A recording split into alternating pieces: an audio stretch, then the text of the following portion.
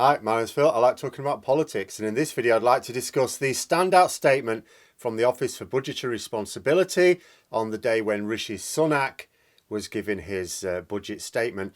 And it was that the real terms household disposable income and living standards are falling by the greatest amount since records began. In other words, we can expect a massive drop in living standards as a society. Blessed be Brexit and the Brexit government who are blighting us with it, because for the avoidance of doubt, although costs are rising in lots of comparable countries, living standards are not dropping like they are in Britain. But first, if you'd like to be notified of daily news and politics, please subscribe to the channel and click the bell notification icon. So just to transpose ourselves a couple of thousand miles, I was looking at some reports on the situation in Russia right now of people queuing for hours because they heard that the market had some sugar in. Some sugar. Go and get some. Oh, it's a 2.5 hour queue. Yeah, go and get some. So you queue for 2 or 3 hours and you're allowed to purchase your bag of sugar. It's rationed. You're only allowed so much. This is the reality of having most of the world's wealthiest economies apply severe economic sanctions on you. The Russian government, of course, claim that supplies are fine. Oh, we've got plenty. The shortages are just the result of panic buying. Now, obviously, people stocking up en masse because they fear shortages is clearly going to make the situation worse. But if it were entirely down to panic buying, the problem would sort itself out in a few weeks because people would be working through their stockpiles and go, oh, we don't need to buy anything for a while. We saw this in spring 2020 in the UK, didn't we? The first lockdown saw extra demand on supermarkets, lots of empty shelves, but a few weeks later sorted itself out because in actual fact there was no problem with supply. Then we had other shortages last year related to Brexit. These did not sort themselves out after a few weeks because it wasn't down to panic buying. And I don't think many serious people doubt that Russia will still be experiencing those severe shortages in a month's time because, panic buying aside, there really will be shortages in a country where trade has largely been closed off. Now, we have done something similar in Britain. We're in a better position than Russia because there's only one wealthy nation has imposed economic sanctions on us. Us. Still, as people who have been involved in international trade have long been explaining, a hard Brexit was always going to deliver lower living standards. Doesn't matter about any external factors. The government will blame COVID and the war. And no doubt later on they'll blame something else as well. It wouldn't work if the media compared our situation with that of neighbouring countries who also have COVID, who also have the war to deal with, and anything else that they like to make up. But most are complicit in Brexit, and so they're not going to do that. So although the UK government are blaming other factors, just like the Russian government are, the reality is that those living standards are never going back up until we have a radically different economic approach. And there's worse still to come, really. The reports, the Office for Budgetary Responsibility report said that this is the worst falling living standards since records began in the 1950s. And that it will delay when we can get back to pre-pandemic levels of real terms disposable income, which sort of exposes the lies of Boris Johnson in Parliament yesterday. He tried to say that we're already there. Oh, we've already bounced back. He said it before as well. No. Not according to this official and independent report, we're not. And we're not getting there anytime soon either. And it's really easy to highlight some of the reasons why. It's all right, say, look at the data and it says this. Well, what's the cause? The cause is quite easy to explain. Quite apart from the various international emergencies that just keep coming, this is not our decade as humanity, is it? We elected to raise trade barriers with our own continental market at the same time. Now, trade barriers means, apart from anything else, higher costs for imports. So for a country that is reliant on imports for a lot of essentials, your money cannot go as far. And if money is tight, that means you cannot buy as much. So one straightforward cause of a drop in living standards. For example, last week I bought something that was produced in Latvia, cost £250. It wasn't an essential, sure, but just to highlight, because the same applies to essentials as well. It was an import, is the point. Now, if we'd remained in the single market, £250 is what it would have cost me. That was it. That was what it cost. That's what they charged me, including delivery. But no, on top of it, there was £67 worth of import duties. So it cost me an extra £67 purely because of our hard Brexit.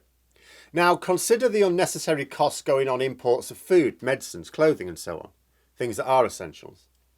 But as well as extra costs on import, the same is being applied to exports. In fact, more is actually being applied to exports, I suppose, really, because the reason I say that is neighbouring EU countries are actually set up to apply import controls on our exports. We don't have the systems or the staff in place, so we're still waving a lot of things through. So we're actually not charging anywhere near the level of import duties that we should be on EU exports to Britain. And you may think to yourself, well, if the EU are applying them on the other side, the exports, those costs are being applied to EU customers, so do we really care? Well, it's all part of the cost of the product for those EU customers. These products I got from Latvia, for example, couldn't get it in this country. Otherwise, I would have done. Of course, you choose your own market. If it's going to cost a load of import duties, you try and get it in your own market. But unlike in Britain, customers in the EU have a massive, almost continental-wide single market to get alternative supplies. In fact, it extends beyond the continent. So the pressure is on British producers to keep their prices competitive because we don't have many alternative customers. It's not like there's some countries in Europe we've got these trade barriers with, but we'll just sell to the other ones, that we've got trade barriers with them all. And if you try and sell to other continents, like the government would like you to do, Africa, North or South America, Asia, wherever, that's what the government keeps saying, oh, just do that, just sell to Asia. There'll be huge transport costs on top.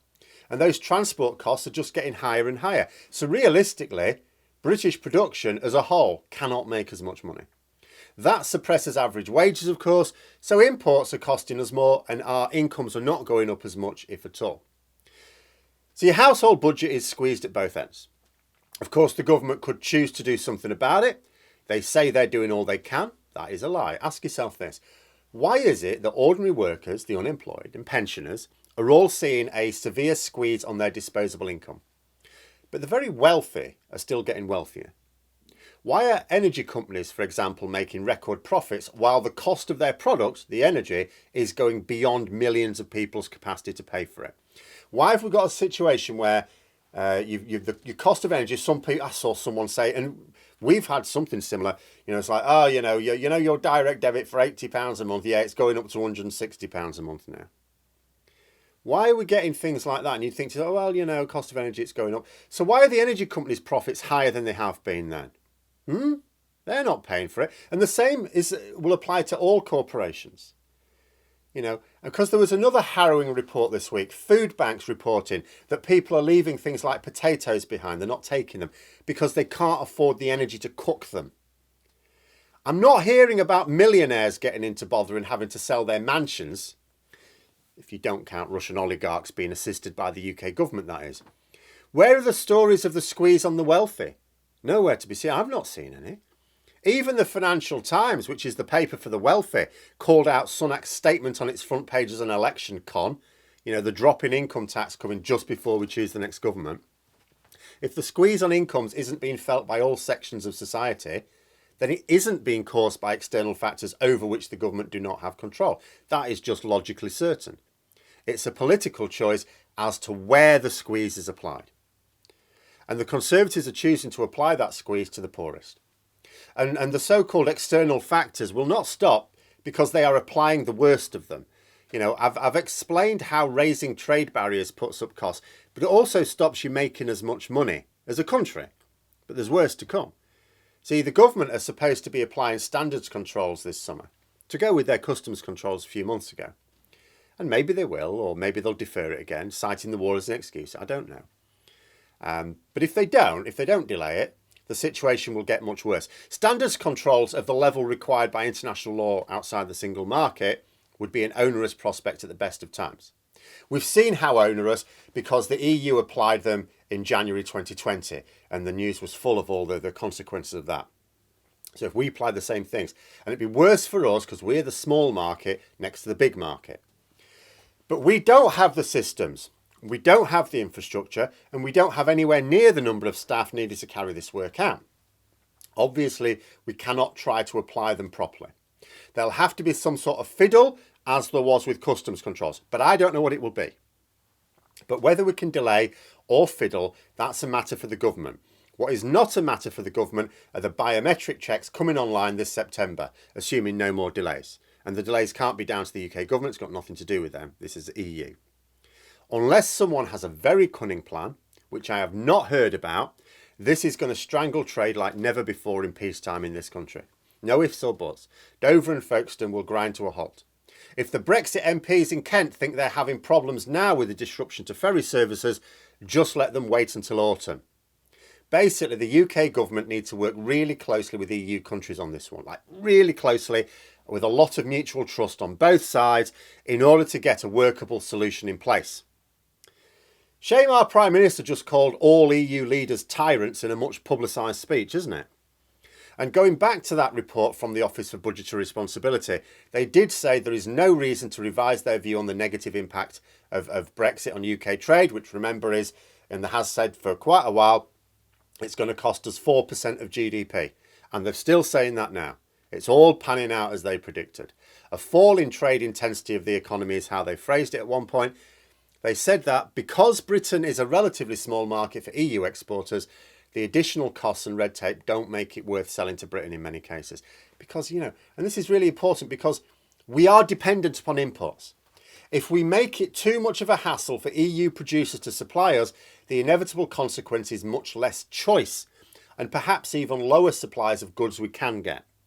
And because Brexit was never actually implemented at once, because it's still coming in stages, it's going to get harder and harder for EU producers to export to Britain.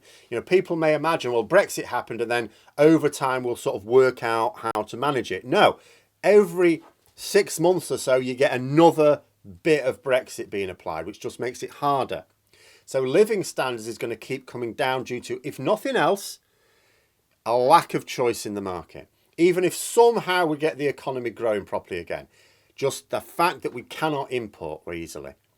And those are my thoughts on the Brexit entanglements with the latest economic news. There may be further economic considerations later, but let me know your thoughts anyway in the comments below. And until next time, I'll see you later.